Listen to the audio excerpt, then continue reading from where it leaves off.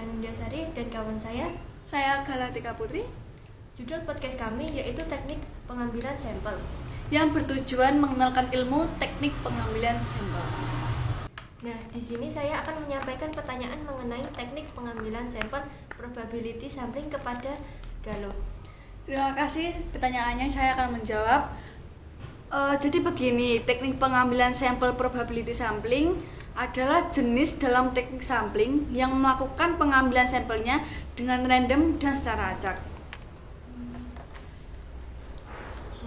Lalu model atau jenis lain teknik tersebut adalah? Di sini terdapat beberapa model maupun jenis lain dari teknik pengambilan sampel probability sampling. Yang pertama, simple random sampling atau pengambilan sampel acak sederhana. Pengertian tersebut adalah cara sederhana dan acak, seperti melakukan pengundian atau menggunakan pendekatan bilangan yang acak.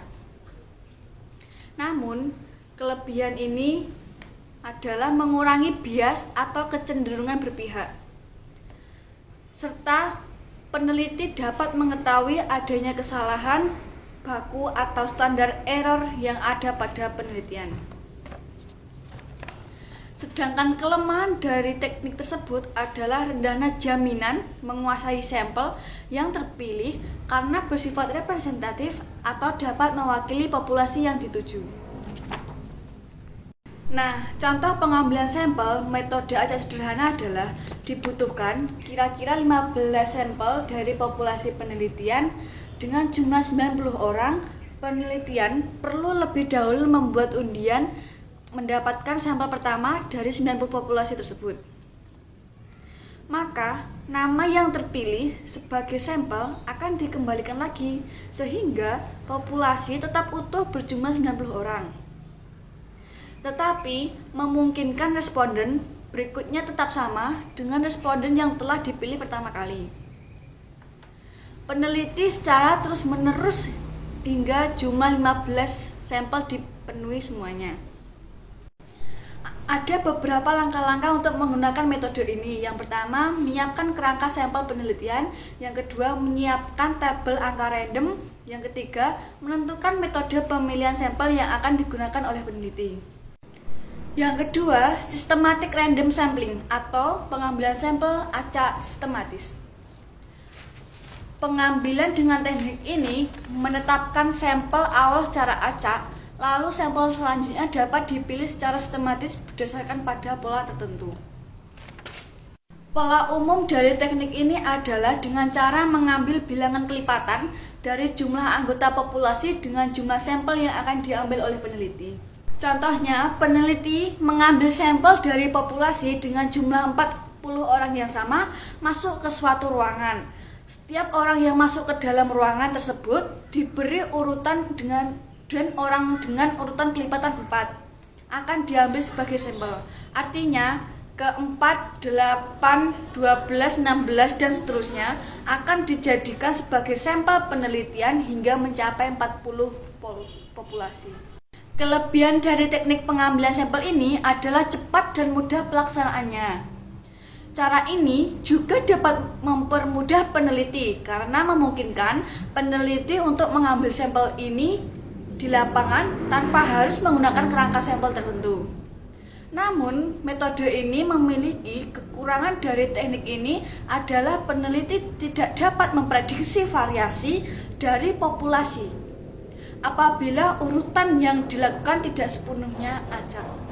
Selain itu, apabila populasi memiliki pengulangan karakteristik yang relatif tetap, maka sampel yang diambil akan cenderung sama atau bersifat seragam.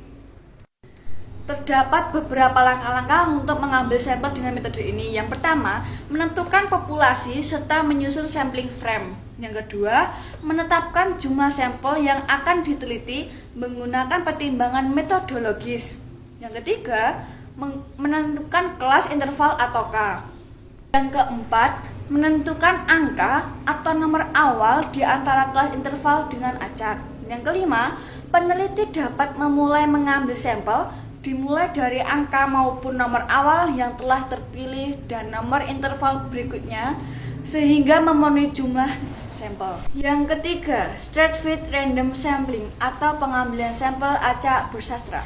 Teknik pengambilan sampel acak bersastra dilakukan dengan penentuan sampel penelitian yang mengelompokkan anggota populasi dalam kelompok tingkatan tertentu.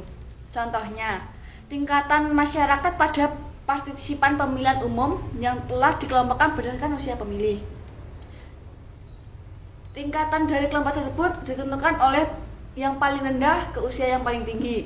Berikut langkah-langkah pengambilan sampel dengan metode ini. Yang pertama, menentukan populasi serta daftar anggota populasi. Yang kedua, membagi populasi sesuai dengan strata yang dikehendaki oleh peneliti. Yang ketiga, menentukan jumlah sampel dalam setiap strata. Yang keempat, memilih sampel dari setiap strata dengan acak. Yang keempat, dengan cara cluster random sampling atau pengambilan sampel acak berdasarkan area atau wilayahnya. Teknik pengambilan sampel ini dapat menentukan sampel berdasarkan kelompok wilayah dari anggota populasi penelitian, dengan dikelompokkannya sesuai dengan area atau tempat domisili anggota populasi. Tujuannya adalah untuk meneliti tentang suatu hal pada bagian yang berbeda dalam suatu wilayah tertentu. Contohnya, ketika peneliti ingin mengetahui tingkat partisipasi masyarakat Kota Wonogiri pada program pemerintah daerah, peneliti akan menentukan sampel dari wilayah terbesar di Kota Wonogiri, baik itu pada tingkat dusun, desa, maupun kecamatan.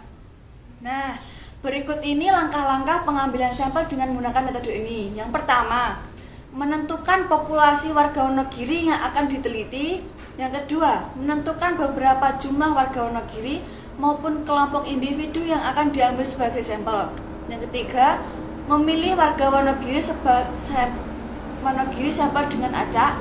Yang keempat, meneliti setiap individu warga Wonogiri sampel sebagai sampel penelitian.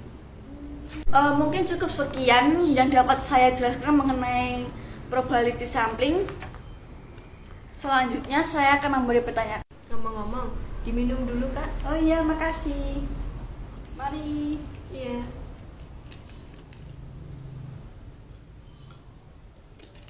Terima kasih, saya akan menjawab pertanyaan dari Mbak Galuh. Teknik pengambilan sampel non-probability sampling.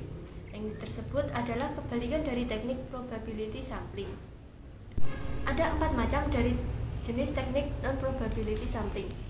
Yang pertama, purposive sampling, yaitu teknik penentuan sampel yang didasarkan pada pertimbangan penelitian tentang sampel mana yang paling sesuai.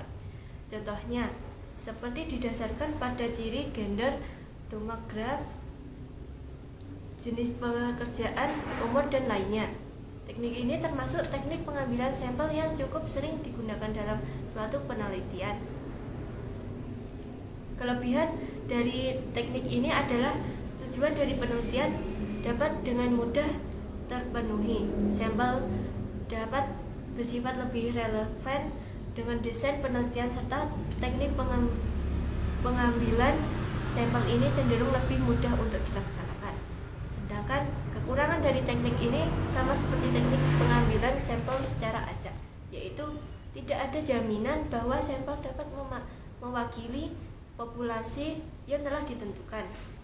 Yang kedua, snowball sampling, yaitu bisa dikenal pula dengan teknik pengambilan sampel bola salju. Teknik ini menentukan sampel sesuai dengan wawancara dengan sampel sebelum atau dengan cara korespondensi. Teknik pengambilan sampel dengan metode snowball sampling sangat cocok digunakan untuk penelitian tentang hal-hal yang sifatnya cukup sensitif dan membutuhkan privasi tingkat tinggi dari para respondennya. Contohnya, seperti penelitian tentang penyintas kekerasan seksual, penelitian HIV, kelompok waria, dan kelompok khusus lainnya. Yang ketiga, accidental sampling. Contohnya, penelitian dilakukan pada populasi pelanggan toko A, maka penelitian cukup menunggu di depan toko A lalu menetapkan sampel pada siapapun yang melakukan transaksi jual beli di toko A tanpa melihat gender, umur, profesi, dan lain sebagainya. Yang keempat, kota sampling. Teknik ini dilakukan dengan cara menentukan kota atau jumlah dari sampel penelitian lebih dulu. Prinsip dari penentuannya sama dengan accidental sampling. Akan tetapi, peneliti perlu menetapkan lebih dari jumlah sampel yang akan diperlukan. Contohnya, peneliti menetapkan penelitian akan dilakukan setiap hari selama 1 minggu dengan jumlah sampel penelitian sebanyak 100 kali. Kelebihan dari menggunakan teknik ini dalam pengambilan sampel adalah sifatnya lebih praktis karena sampel penelitian telah dilakukan sebelumnya. Sedangkan kekurangan dari teknik adalah bisa penelitian yang cenderung cukup tinggi dapat terjadi. Agar proses pengambilan sampel berjalan lebih baik sesuai dengan keinginan penelitian, maka Gamers perlu memilih teknik yang tepat. Dalam menentukan teknik pengambilan sampel, ada beberapa hal yang perlu dilakukan. Yang pertama, mendefinisikan populasi yang akan diamati. Yang kedua, menentukan kerangka sampel serta mengumpulkan seluruh peristiwa yang memungkinkan. Yang ketiga, menentukan teknik maupun metode sampling yang tepat. Yang keempat, melakukan pengumpulan data. Yang kelima, melakukan pemeriksaan ulang. Sekian podcast dari kami, sampai berjumpa lagi. Dadah.